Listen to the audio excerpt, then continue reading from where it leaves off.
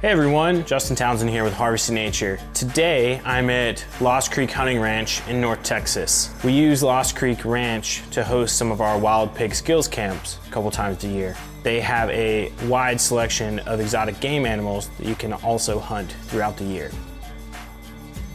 What I have here before me are cuts of the animal that are often discarded.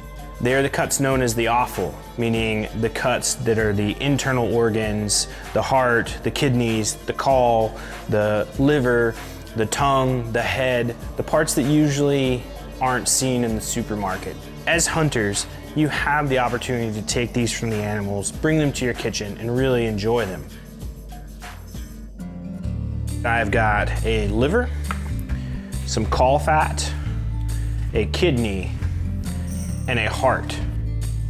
Caul fat, traditionally you'll see it used in French cooking with like crêpes beignets, where you're taking ground meat, either burgers or meatballs, and you're wrapping that. And what it does is the caul does two things. It seals in the moisture, but it also adds in moisture as the fat renders and transfers into the meat.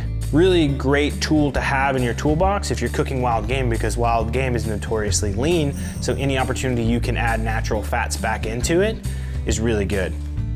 Liver has many uses, way beyond liver and onions. It can be used ground up and mixed into things like boudin, paired with rice, dirty rice. You can soak it, you can brine it. There's several different methods to sort of pull that bold, irony flavor out. Up here in the front, we've got kidney. You want to remove the white or purplish bits from the center, so almost like cut it in half, take out those parts. Just like liver, you can soak it or brine it to help pull out some of those flavors. But also, if you want to complement the flavors, think big, bold, beautiful spices.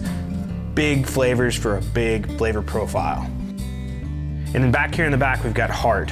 How I prepare a heart is I think of it like a bell pepper. Knock the top off of it, clean out the inside, lay it out flat, and you're ready to work with it.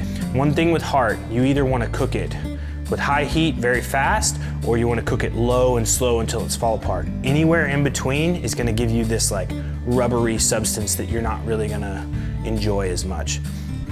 But I encourage everybody, when you're out in the field, when you're thinking about how you're going to process your animal, what are you going to do in the butchering process, think about the offal.